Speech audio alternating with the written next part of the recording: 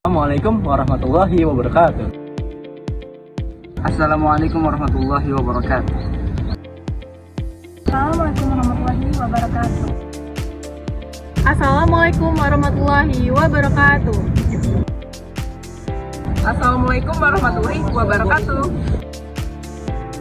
Kami Dari kelompok 2 akan menjelaskan mengenai Materi Tentang Arya. atau peminjaman. simak videonya sampai habis ya.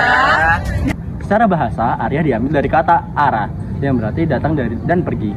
Menurut sebagian pendapat, Arya berasal dari kata at-ta'uru yang sama artinya dengan at-tanawulu au at-tanasubuh yang berarti saling menukar dan mengganti dalam konteks tradisi pinjam meminjam. Imam Jauhari mengatakan bahwa Arya dinisbahkan kepada lafaz 3. Baik, di sini saya akan menjelaskan dasar hukum Arya. Arya merupakan sarana tolong-menolong antara orang yang mampu dan orang yang tidak mampu. Bahkan tidak menutup kemungkinan antara orang yang sama-sama mampu terjadi adanya Arya atau pinjam meminjam.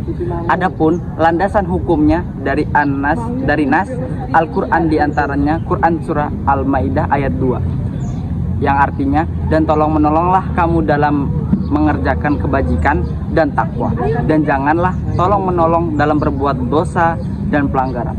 Quran surat An-Nisa ayat 58 artinya, sesungguhnya Allah menyuruh kamu menyampaikan amanat kepada yang berhak menerimanya, dan menyuruh kamu apabila menetapkan hukum di antara manusia supaya kamu menetapkan dengan adil. Sesungguhnya Allah memberi pengajaran yang sebaik-baiknya kepadamu. Adapun hadis Nabi yang menjadi landasan akad Arya yaitu al-aribatu mu'addatu waz-za'imu gharib. Artinya, sampaikanlah amanat orang yang memberikan amanat kepadamu, dan janganlah kamu khianat sekalipun dia khianat kepadamu.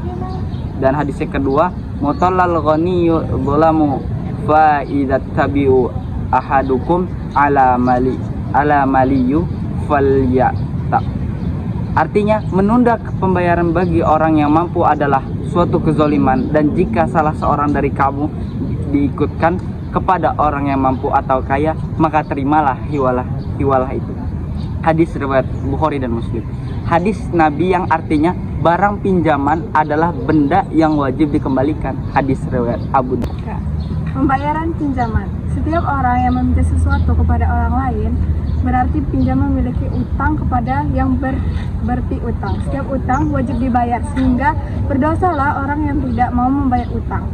Bahwa melalaikan pembayaran utang juga termasuk perbuatan aniaya, sebagai hadis riwayat Bukhari dan Muslim yang telah disebutkan sebelumnya. Pada hadis yang telah disebutkan sebelumnya juga berlaku bagi orang majikan, yakni apabila mempekerjakan buruh atau pekerja, maka tidak boleh melalaikan upah buruh tersebut, sebab itu termasuk orang yang menzalimi.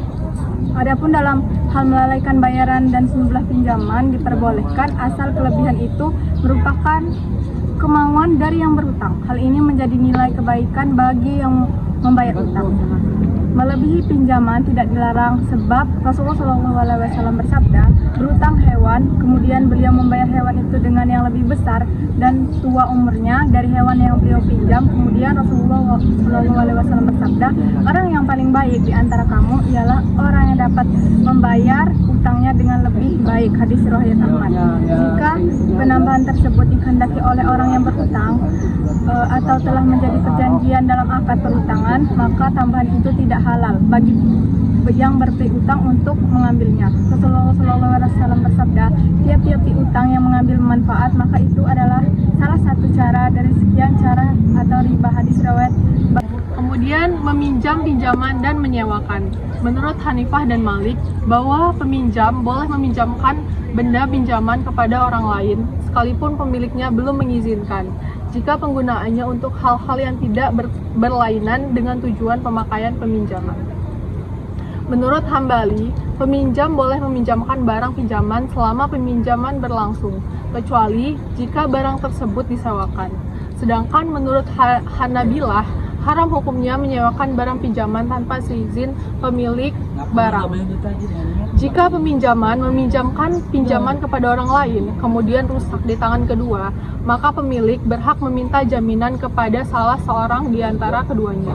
jika lebih dari pemilik barang meminta jaminan kepada pihak kedua karena dialah yang memegang ketika barang itu rusak.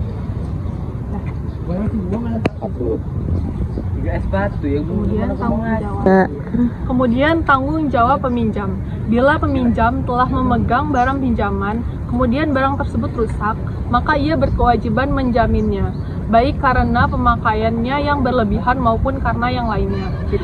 Demikian menurut Ibnu Abbas, Abu Hurairah, Syafi'i, dan Ishaq dengan merujuk pada hadis Nabi, yaitu pemegang berkewajiban menjaga apa yang ia terima hingga ia mengembalikannya.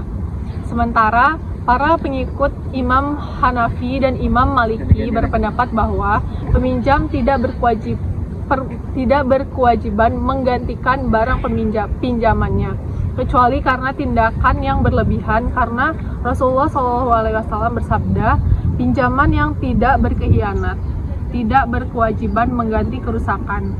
Orang yang dititipi yang tidak berkhianat tidak berkewajiban mengganti kerusakan. Hadis. Tata krama berhutang. Terdapat beberapa aspek yang ditekankan dalam konteks utang piutang berkaitan dengan nilai sopan santun yang terlibat di dalamnya, yaitu sebagai berikut. 1. Sejalan dengan petunjuk Quran Surah Al-Baqarah ayat 282 bahwa utang piutang harus dikuatkan dengan tulisan dari pihak berutang, disaksikan oleh 2 orang saksi laki-laki atau dengan saksi laki-laki dan 2 orang wanita. Pada masa sekarang, tulisan tersebut dibuat di atas kertas bersegel atau bermaterai. Hal ini supaya tidak terjadi perselisihan di kemudian hari. 2. Pinjaman hendaknya dilakukan atas dasar adanya kebutuhan yang mendesak, bukan hanya karena keinginan semata. Kemudian disertai dengan niat dalam hati akan mengembalikannya dikala telah memiliki uang.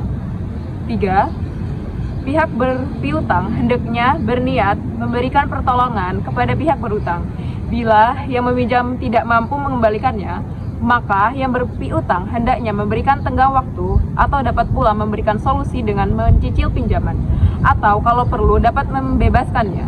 4. Pihak yang berutang bila sudah mampu membayar pinjaman, hendaknya dipercepat pembayaran utangnya, karena bila lalai dalam pembayaran pinjaman berarti